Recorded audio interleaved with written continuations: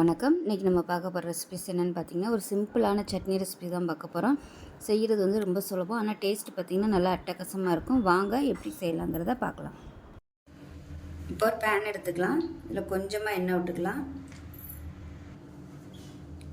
இப்போ எண்ணெய் சூடானதும் ஒரு 6லேருந்து 7 வரமிளகாய் சேர்த்துக்கலாம். இது வந்து சின்ன வரமிளகாய் தான்.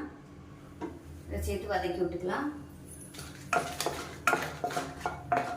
லேசாக வறுபடும்போது 2 பூண்டு பல் சேர்த்துக்கலாம்.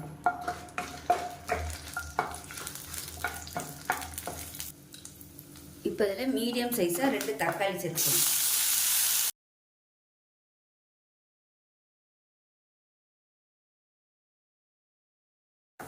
இப்போ பார்த்திங்கன்னா தக்காளி நல்லா வதங்கிடுச்சு. இப்போ கேஸ் அமர்த்திடலாம்.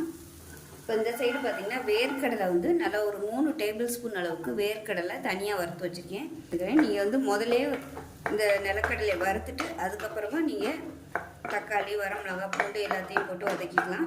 இது ஆறட்டும். ஆறுனதுக்கப்புறம் பார்க்கலாம். இப்போ ஒரு மிக்சி ஜார் எடுத்துக்கலாம். இதில் வந்து வறுத்த வேர்க்கடலையே சேர்த்துக்கலாம். இப்போ நம்ம வதக்கி வச்சுருக்கிற இந்த தக்காளி வரமிளகாய் இது எல்லாத்தையுமே சேர்த்துக்கலாம்.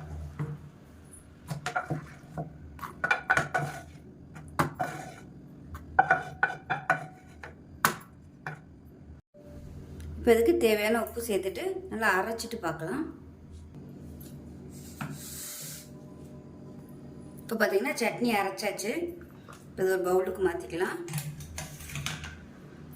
இந்த சட்னி வந்து கெட்டியாகவும் வச்சுக்கலாம், நீங்கள் தண்ணியாக வைக்கிறதுனால வச்சுக்கலாம். நான் வந்து கொஞ்சம் தண்ணி அதிகமாக ஊற்றுறேன்.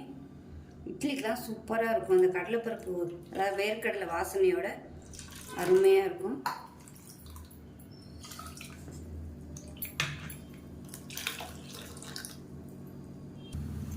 சட்னி வந்து தேவையான அளவுக்கு நல்லா தண்ணி ஊற்றி இந்த அளவுக்கு நல்லா கரைச்சி வச்சுக்கோங்க. தண்ணியை வச்சு சாப்பிட்டிங்கன்னா இட்லிக்கு வந்து ஊற வச்சு சாப்பிடும்போது அவ்வளோ டேஸ்ட்டாக இருக்கும். இப்போ இதில் கடுகு, உளுந்து, பெருங்காயம், வரமிளகாய், கருவேப்பிலை போட்டு தாளித்து வச்சுருக்கேன். இப்போ அதை வந்து இதில் கொட்டிடலாம்.